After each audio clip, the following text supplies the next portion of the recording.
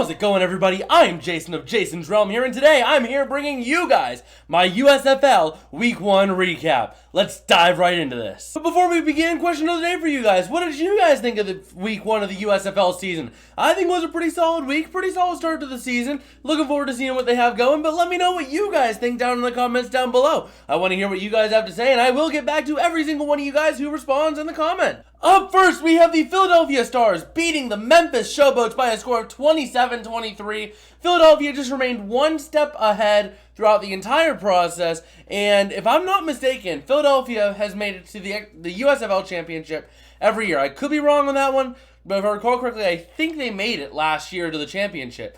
So they get a good win to start the year for Philadelphia, and Memphis shows that they are possible contenders. They played Philadelphia so close in their first game that it would not surprise me if Memphis does make a run this year, especially the way they're playing like that.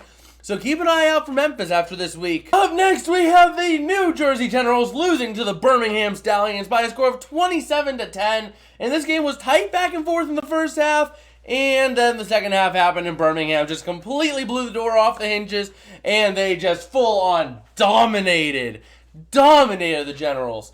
Now, this win really is huge for Birmingham, as they do get another win to start off this year after winning the championship, boding well for potentially another run, setting up a dominant season for the South. So that, keep in mind, the South is all but going to have only one spot remaining, I think, after this, as Birmingham showing no signs of slowing down at all.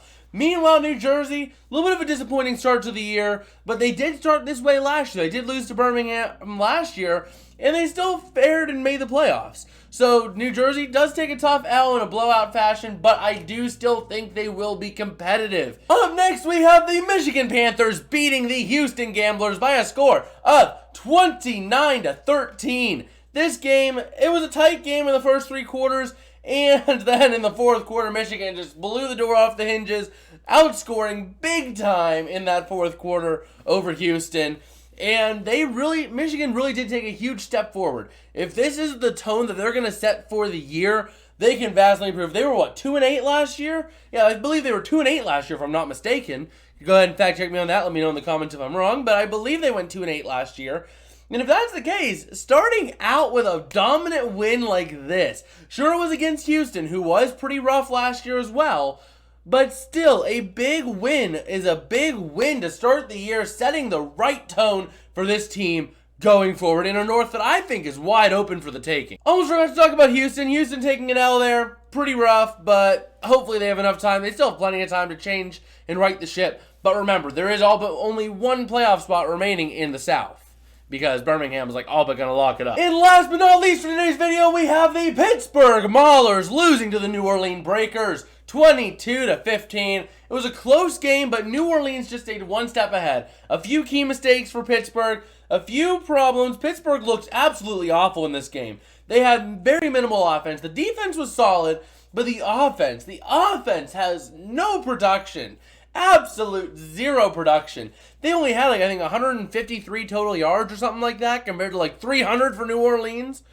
That is such a huge spread that it is just absolutely insane. In fact, let me actually go ahead and double check that real quick. Yeah, total yards right here. Pittsburgh Maulers, 156. New Orleans Breakers, 332. They got outgained 2-1, the Maulers did. That shows absolutely zero offensive production. 9 drives and getting only 150 yards. You're not even averaging 20 yards a drive. That is a very, very sad way to go out. In fact, if they wouldn't have gotten a special teams punt return touchdown, this thing would have been an absolute blowout. So Pittsburgh really needed to take a look in the mirror. They played awful last year. They were 1-9 or something? Or 2-8, something like that. They were really bad last year, and they are starting off once again awful. New Orleans looking solid, but once again it was against the Maulers. Not sure if we can convincingly say they are good and going to be solid, but they are definitely going to be in the race in the South. Well, that's about going to do it for me today. If you guys did like, don't forget to smash that like button, as it helps me out a whole lot. It tells me I'm doing something right that you guys like. Also, why not hit that subscribe button while you're at it? If you're made it this far in the video, you'll probably enjoy my content, so hitting that subscribe button always helps. We're honing in on hopefully trying to reach 400 subscribers before the start of the NFL season. That would be insane to think of.